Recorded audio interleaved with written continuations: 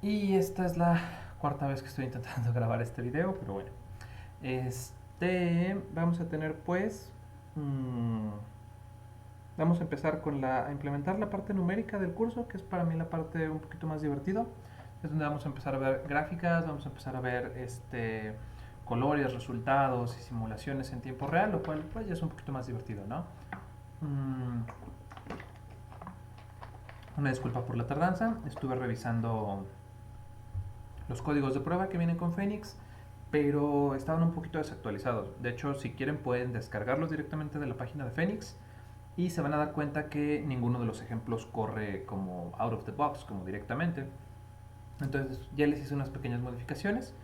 Los problemas es que tienen órdenes antiguas, ¿no? Órdenes que ya no se utilizan. Entonces se actualizan esas órdenes y ya corre muy bien. Entonces yo ya probé los programas, se los voy a dejar por ahí en un apartado en Classroom. Pero bueno, partimos entonces desde el acuerdo de que ya tienen instalado Phoenix en su computadora. Por ahí les dejé el apartado en el grupo de Telegram. Para hacerlo, básicamente tienen que crear un subsistema en Windows. Por acá están las instrucciones. Tienen que seguir esta parte. Todo esto de acá.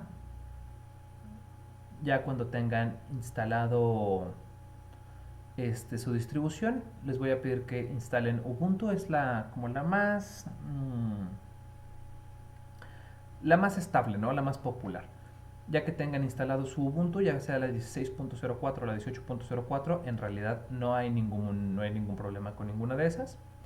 Este, Van a lanzar como su distribución y van a poder instalar la terminal de Ubuntu dentro de Windows, como ustedes deseen, como ustedes se sientan mejor, ¿no? Ya que tengan instalada su distribución de Windows, lo que sigue es instalar Phoenix directamente. La distribución de Ubuntu ya va a venir con su paquetería de Python y instalar Phoenix no podría ser más sencillo, ¿no? Literal, presionan las teclas Control Alt T, las tres al mismo tiempo, tecla Control, tecla Alt y T de tiburón. Presionan las tres al mismo tiempo y van a invocar una terminal. En la terminal, literal, va a ser cosa de ir escribiendo cada una de estas órdenes una por una. Vamos a escribir primero sudo apt-get install software properties common, le dan enter, le dicen que sí e instalan. Añadimos un repositorio, también le dicen que sí, actualizan, no les va a pedir ninguna respuesta y finalmente instalan Phoenix para que quede listo, ¿no? Ya que tengan instalada su distribución de Phoenix, ya vamos a poder utilizar todas las órdenes que comúnmente vamos a necesitar. Lo que sigue es que vamos a necesitar un entorno donde trabajar. Yo les recomiendo dos. Uno es Visual Studio Code, creado por Windows para la comunidad de desarrolladores. Para instalarlo directamente le dan clic aquí. Les va a hacer una descarga para un archivo .dev. Directamente le dicen que lo abran con el gestor de archivos. Si están usando Chrome o otro navegador, van a la carpeta de descargas y le dan doble clic. Va a ser igual que instalar un programa en Windows, ¿no? Un .exe. Termina esto, yo ya tengo instalado, entonces ya no lo voy a hacer. Y el otro que les recomiendo es Spider. Por aquí pueden ver aquí la página. Nos vamos a la sección de descargas. Nos va a pedir que instalemos con Anaconda, pero con Anaconda es un rollo trabajar con las librerías, entonces yo les recomiendo que usen la parte de Installation Instructions. Dan clic acá, ya no lo voy a necesitar. Ya que estén aquí, van a poder ya sea usar Spider en línea, o bien yo les recomiendo que utilicen los repositorios de Ubuntu. Van a sacar directamente aquí una vez más desde su terminal, invocan con Control Alt T. La otra terminal ya la pueden cerrar si quieren.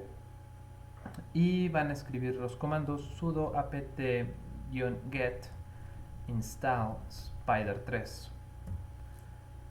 Les va a pedir su contraseña de usuario, la ponen. Van a necesitar 344 megas de descarga, le dicen que sí, presionan la tecla Y de yes y le dan enter y va a empezar a descargarse su programa. Entonces, en lo que se instalan estas cosas, voy a pausar un poquito esto y vuelvo en un minutito. Y listo, ya quedó instalado. Entonces, cuando terminen con eso, pueden invocar el programa directamente. Dan clic en su ventana de inicio y teclean Spider o buscan por ahí el programita. Y ya debe de estar su Spider listo para el combate. Y entonces se debe de ver más o menos algo así. Algo así debemos de ver nuestra ventana de Spider.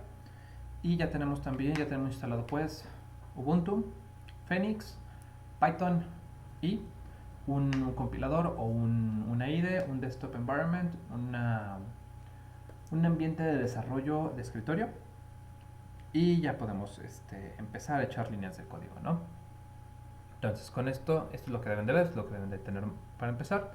Y luego voy a empezar con con las definiciones, ¿no? Lo primero es recordar un poquito el problema que estábamos trabajando. Voy a pasar por acá a la pizarra y ya está. Entonces nos vamos a la pizarra y si recuerdan el problema que teníamos era más o menos así. Teníamos, vamos a ver cómo lo pondremos, a ver si puedo poner aquí la regla, a ver qué tal me funciona esto. Teníamos nuestros ejes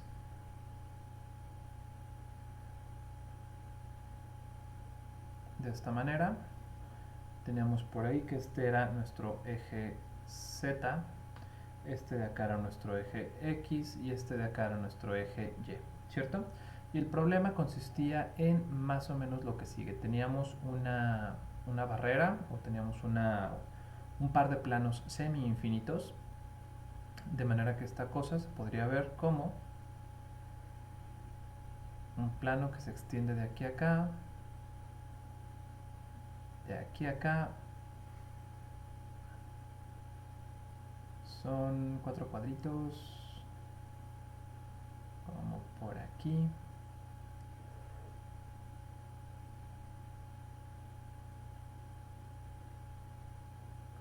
Sí, se supone que son 4 cuadros. Sí, está bien, a ver.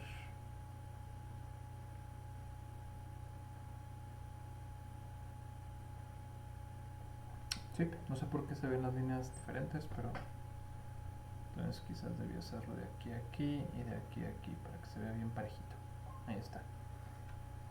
Y entonces lo que tenemos es teníamos dos planos. Tenemos uno que pasa por arriba, otro que pasa por abajo,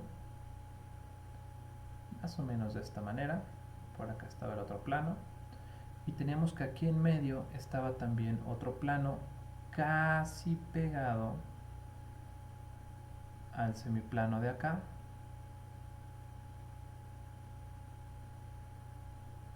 Pero sin llegar a tocarse, ¿no? Entonces estaba como una barrera por aquí y una barrera por acá, ¿cierto? Si pasábamos al caso dos dimensional, esto se veía más o menos así. Teníamos, tenemos por aquí nuestro eje Y, tenemos por acá nuestro eje X y el eje Z lo teníamos apuntando hacia afuera de la hoja, ¿no? Dijimos que eso denotaba con un círculo y un punto en medio. Este va a ser nuestro eje Z. Y entonces, básicamente lo que teníamos era un plano que pasaba por arriba de una cierta altura,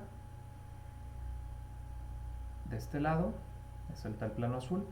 Por aquí digamos que tendríamos en Y igual a 0 tendríamos el otro plano.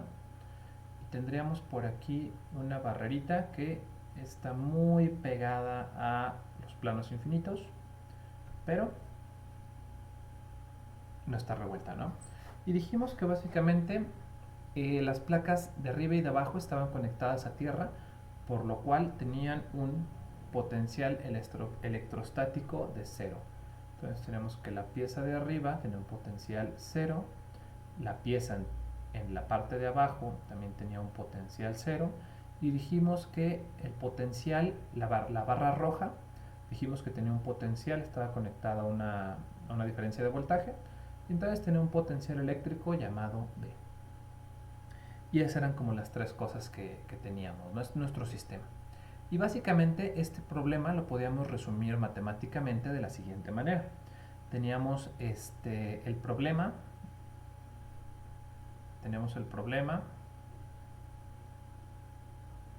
que vendría siendo una ecuación de Poisson.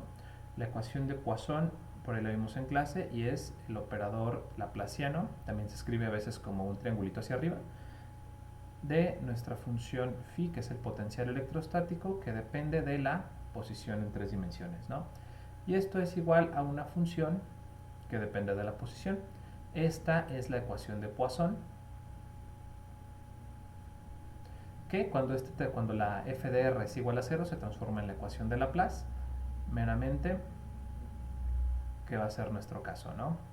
Es esta de acá, igual a una cierta función f de r, perdón, igual a 0.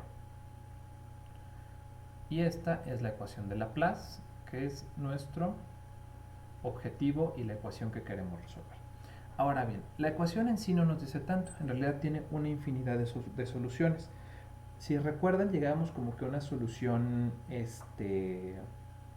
a una tercia de ecuaciones muy similares, y en realidad lo que hacía que la solución fuera única eran las condiciones de frontera, o lo que sabíamos del problema, además de su naturaleza, que ya viene incluida dentro del problema de la ecuación, dentro del problema de Laplace, ¿no? Entonces lo que sigue acá es que la ecuación de arriba, ¿no? Vamos a estar enfocándonos en resolver esta de acá. Entonces tenemos la ecuación de Laplace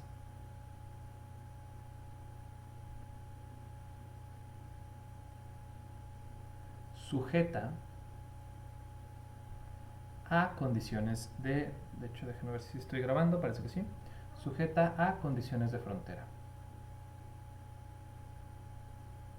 A condiciones de frontera. Esto también lo vimos en la clase pasada, donde resolvimos analíticamente el problema y dijimos, bueno, ok, de la parte de aquí arriba nos está diciendo que, si se fijan, en este caso tenemos que siempre, aquí me faltó detallar que estas placas están separadas a una distancia b. Entonces, tenemos que mi potencial eléctrico, que depende de x y de y, para todo punto en el que y sea igual a b, es decir, cuando yo esté sobre el plano de arriba, vamos a tener que el potencial para cualquier punto x, pero para un y igual a b, es decir, estoy sobre la placa conductora conectada a tierra, esto va a ser igual a 0.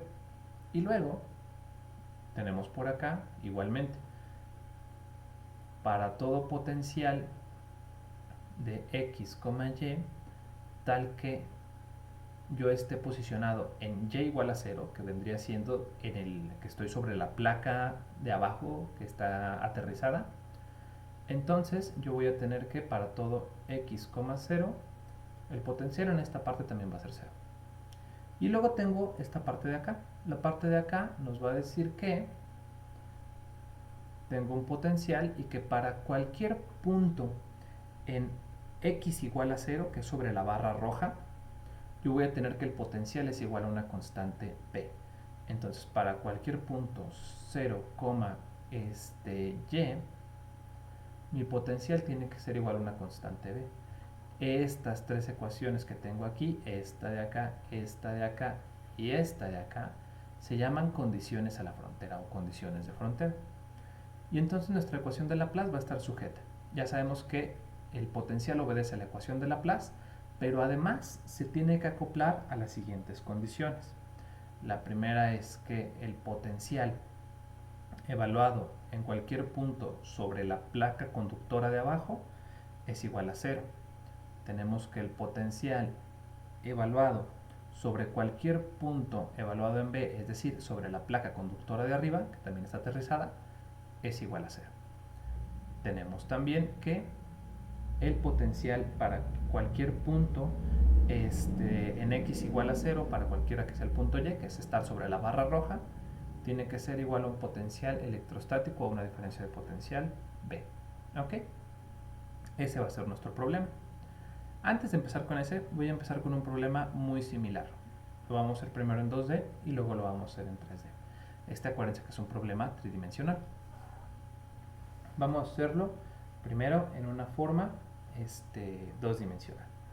Vamos a tener primero que tener un problema bien planteado. Vamos a definir un problema bien planteado. Un problema bien planteado. Y el problema bien planteado va a venir más o menos así. Vamos a necesitar una ecuación que rige a nuestra función. En este caso va a ser la ecuación de Laplace. Va a ser menos nabla cuadrada por una variable u que depende de la posición. Este vector x, bueno, esto lo defino, igual a una cierta función f de x, que también es un vector, tal que x pertenece a un dominio omega, es la letra griega omega, y vamos a tener las condiciones de frontera que van a hacer que mi función u, que depende de la posición, va a ser igual a una cierta función preestablecida ud, que depende también de la posición, pero para x evaluado en la frontera de omega. Vamos a definir qué es cada una de estas cosas. Vamos a ver que nuestra u de x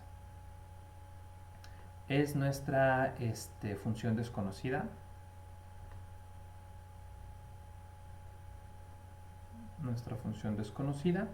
Vamos a tener que nuestra función f de x es la función source se traduce como fuente, la función de fuente que nos va a decir dónde hay como entradas de carga o dónde hay modificaciones a nuestra función desconocida.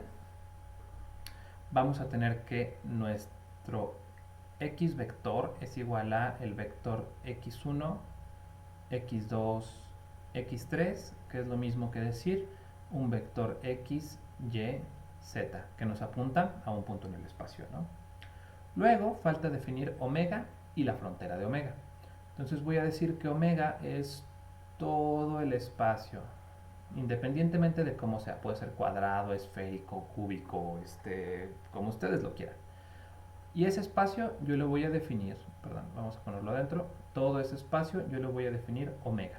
Al espacio donde estando, al que pueden llegar mi vector x, y, z, yo lo voy a llamar omega. Y a la frontera o donde se está terminando mi espacio, yo lo voy a denotar como la parcial de omega. Esto significa la frontera. Entonces omega digamos que es nuestro espacio real, espacio físico. Vamos a decir que este es como el espacio físico. Y esta digamos que son las fronteras. ¿Ok? Y seguimos pues. Ya que tenemos definidas estas partes, y entonces ya que tenemos todo esto, lo que sigue es, a ver, déjenme paso para acá, aquí está. Ya que tenemos, va a ser la definición de un problema bien planteado, vamos a necesitar pues la ecuación que rige al fenómeno y las condiciones de frontera que van a hacer que la solución sea única o que nos van a determinar qué tipo de problema estoy resolviendo, ¿no? O cómo se comporta el problema en un cierto espacio. O más bien en la frontera de este espacio. Y entonces, ya que tenemos esto, lo que sigue es analizar qué vamos a hacer con esto. Básicamente vamos a tener 4 pasos. Déjenme acomodo esto porque me está estorbando. Ya está. Y vamos a definir esto en 4 pasos. Paso número 1. El paso número 1 va a ser identificar las variables. Va a ser identificar todas las variables. En este caso, la función desconocida, pues esa va a ser la que se va a encargar de determinar eso. Va a ser el propio programa. Entonces, lo que nos resta a nosotros de identificar es identificar cuál es la función de fuente, cuáles son en este caso, la función o las condiciones de frontera, UD, que también dependen de X, identificar el dominio e identificar la frontera. Ya que tengamos eso, vamos a seguir con el paso número 2, que va a ser reformular. Vamos a reformular y vamos a tener de pasar una ecuación diferencial parcial. Vamos a ponerlo en una forma variacional. Ahorita les voy a explicar qué es esto. Una forma variacional. Esta forma variacional también se conoce como forma débil.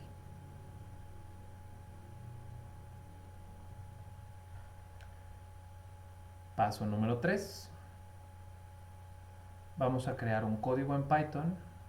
Vamos a crear el código que se va a encargar de pasar de una formulación matemática a una formulación numérica. Y el cuarto y último paso va a ser simple y sencillamente utilizar a Phoenix para resolver el problema y visualizar la data, ¿no? Entonces, paso 4 sería simplemente compilar y analizar. Vamos a ver cuánto llevo de video. Llevo 20 minutos.